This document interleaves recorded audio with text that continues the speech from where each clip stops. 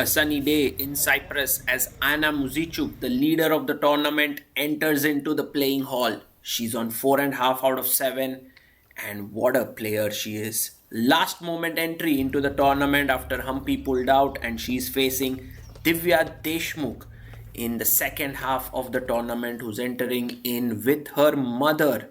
A handshake there, and this is going to be a huge clash between Divya and Anna because Divya, who's on 3.5 points, is trailing the leader by 1 full point. The players are ready, a handshake, and off we go. This, dear friends, is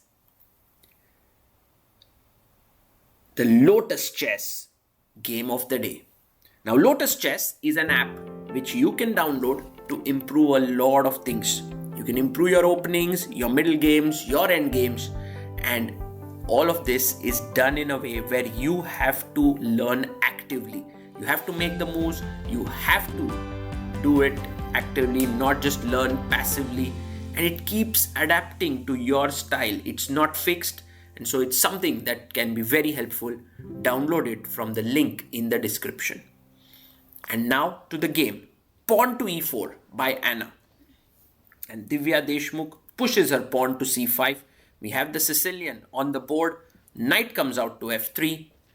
And Divya plays pawn to g6, the hyper-accelerated dragon. Pawn to c4 played. And now Divya brings her knight to c6, controlling the d4 square. Anna quickly pushes her pawn to d4. We are now in accelerated dragon territory. A dangerous opening, I must say, for black because it gives white a lot of space in the opening. But it's played before, it's quite respected, knight to c3, and it's something where black has a very set idea often. Like you take on d4, you play bishop g7, you castle like what Divya does, take, queen takes d4, play your bishop here, and then put your bishop on e6, rook c8. It all looks normal. Bishop g7 played. And now bishop to e3. Of course, you can't move the knight so easily. The bishop would be hanging. So castles is played here. And now queen to d3. Interesting move by Anna, and knight g4 quickly played by Divya. There are other moves. Like for example, you can play even bishop g4 here. But okay, giving up the bishop pair, Divya takes the bishop. Black now has the bishop pair, but it's not something to be super happy about because white has the space, and with b3, rook c1 can jump in with the knight. So bishop e6 puts pressure here. Bishop d4, I love this move because you are trying to trade off the bishops. f6 would not be great. This was one idea that Botvinnik played at some point, but it's really poor because white can just go f4, f5 later, bishop d4, queen d4, and now queen comes up to c7. Attacking the pawn, b3 played. Usually, this knight versus this bishop is not particularly great. Okay, if you trade queens, maybe black is doing okay, but you can see Anna, very experienced player. She goes queen d3, rook comes to c8, and now rook to e1 played. Already you can feel that the king is a bit lonely. Rook e3, rook can start attacking h4, h5. But Divya is planning b5 now. You can see that this is a bit loose, and a4, Anna stops it at this moment.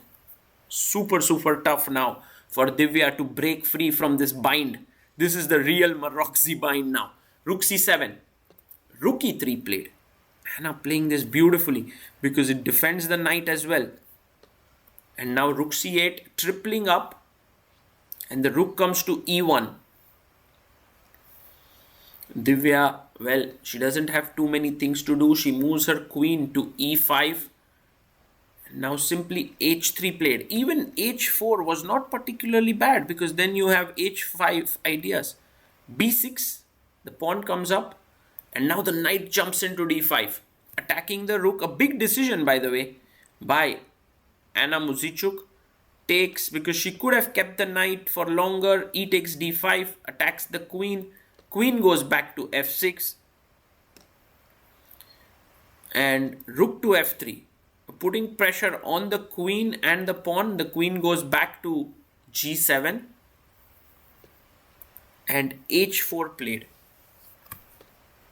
We have f6 by Divya. That's a very weakening move. She had to play b5 and seek counterplay here somehow by getting her queen, rooks in. But after f6, just simply queen d4, attacking the pawn. Rook b8, you have to defend. And rook e3, attacking here. Divya is all tied up. And Anna moves in. Rook e6. Of course, it's not trivial to break through into this position. But then again, you don't have to do it immediately. You can do it calmly. You can also have a5 ideas, h5 ideas. There you see h5 coming in. And Divya tries to keep things closed with g5. And Anna goes king g2. A lovely move. I think she is going to just put so much pressure on Divya. And by the way, look at this. Hoping for some kind of tricks on this diagonal. Divya. Rook a1 played. Stopping b5 so that here the rook opposite the queen. Queen c8. And now do we go a5? Rook e1 played. And Divya goes queen a8. You have to also look at the time of both the players. Anna down to 3 minutes. Divya has 5 minutes. And now Anna takes the time and pushes f4. A beautiful move again. I mean, till here, Anna has played close to a flawless game, I must say. G takes f4. Queen takes f4. And Divya goes b5. Good or bad? She's like, let's do it. h6 played. Threatening queen g4 and queen g7. And queen comes to f8. cb. ab. Now activates the rook. Actually, a very good plan was just simply king h8, queen h5. And this is really, really dangerous already because you have threats like rook f6 and rook goes here. But this was missed, ab. And now a5 played by Anna. And now Divya is fighting back, rook c5. She attacks the d5 pawn.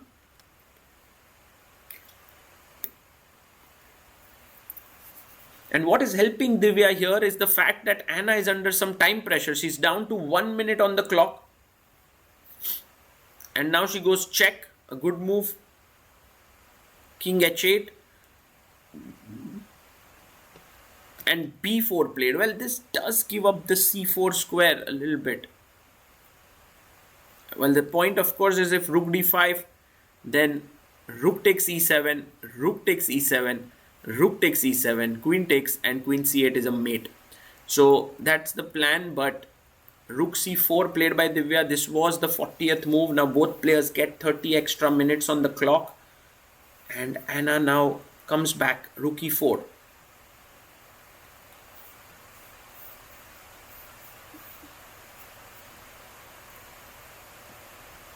Rook takes e4 taken. Takes with the rook. And rook c7. Nice. Black is at least breathing in some manner here. Queen e2. That is not the best. Queen h5. Defending the pawn was perhaps important. Queen e2. Now Divya can snatch the pawn. Queen takes h6. She takes it. And if Anna takes on e7. Take. There's already some checks coming in. Could be a perpetual. So Anna takes the b5 pawn. Divya goes in with a check. You can't move the king because already there could be a mating attack. So rook comes to e2. Queen g6 defends the rook on c2. Take. Queen takes c2. Check to the king. King comes up to f3. And now Divya has a perpetual here. Check. And what a big save this is for Divya, because she could have lost the game and she would have been on 3.5, but now she's fighting here and it seems like a draw. But Anna, you can see already is down to 1 minute. After getting that 30 extra minutes, she spent all her time in trying to figure out how to win, but she couldn't. And now it's a draw. Maybe the best idea is to take a draw, but no, she wants to fight on. She plays queen e2. And now queen takes b4, a very good move. a6 played. Queen b6 check, king g2, and queen a7. The queen jumps into b5 and king g7 played. We have queen to a4 and now h5, just pushing the pawn forward, queen a2, and the king comes up to f7. Anna is trying to keep the a6 pawn under control. Divya goes king f8. If queen h5, then queen a6, king h3. And now Divya suddenly spots a move, queen g1. Some threats like check and there could be a mate. So Anna loses her cool and pushes the pawn to a7. Well, the only way perhaps to hold, maybe queen h5 was a decent move. There's g4 as well here possible. Queen h1, king g3, h4 gets too complicated. So in very little time she gives up the pawn, she takes the one on h5. Actually, she could have even taken directly instead of a7 queen h5 and played this, but it was not so easy to assess. And now Divya comes in queen e3 and she's already better, 60 moves done. Players take a new score sheet, but the time is already 54 seconds for Divya, 1 minute for Anna. Check, king f7. The reason why Divya is close to winning now here, by the way, king g7 is a good move. I mean, you could go queen h7 and slowly try to play this, but king g7 and now queen e8. So one pawn is handling these pawns, but the problem is Divya is not going to give up her e7 pawn. She's going to activate her king and try to win this pawn. So queen e2, king g1, and now a move like f5 is a good idea. Why? Because f5 kind of fixes, by the way, Divya repeating a bit so as to gain time. King h3, and now queen e2 played. And finally Anna pushes her pawn. So f5 is no longer possible. That was also one of the advantages of f5, that g4 doesn't come. Queen check, king h2, and queen e4, waiting. You know, such endgames are not won trivially. You have to try hard. The king has to come into the game. King h3, f5, pawn pushes forward, takes, pawn takes pawn, queen takes f5 with a check, and Divya keeps her edge. And now a very important thing to note, you can't go into this endgame. This is a draw, unbelievably, even a pawn down. So queen g5, king f2. Divya has to be careful when she trades, when she does not. Queen check, very good move. Again, queen g7, mistake. Take, and king g3 draw. So king f5 played. She goes queen c8. You want to bring your king forward, but there's queen c4. Not so easy. King f6. Again a check. Divya goes king g6. She's not able to move ahead with her position. Queen check. And now king h5 needs to make progress. No, she goes king h6. And the players are repeating. Check. And now king h5, the only move, otherwise she would claim a threefold repetition. King h5 played by Divya. Queen f7, and look at Anna's clock. 1 minute on the clock, and Divya's raced up to 2 minutes. She goes check, and now no more checks. King g4, you are running out of moves. King e2 perhaps, the safest. But that's also losing the pawn with a check. Goes king f1, under pressure with just 1 second left, and Divya gives a check. And this time Anna resigns. The queen trade is decisive, and Divya Deshmukh wins from a totally lost position. And you can see that Divya, well, no real expression on her face, but I'm pretty sure she's relieved. With this win, she joins the leaders of the tournament. Anna herself, Vaishali, Zuzhiner, and Katrina Lagno, all of them on 4.5 out of 8. So the women's candidates is heating up like anything. Anyone can take it home. In fact, Bibisara also quite close with 3.5. Tan Zhongyi is right now on the last spot with 2.5. Goryachkina is also in 3.5. Everything to play for Divya Deshmukh.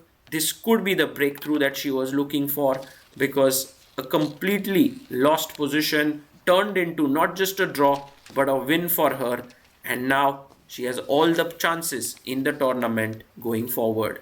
This is Sagar Shah signing off from Cyprus.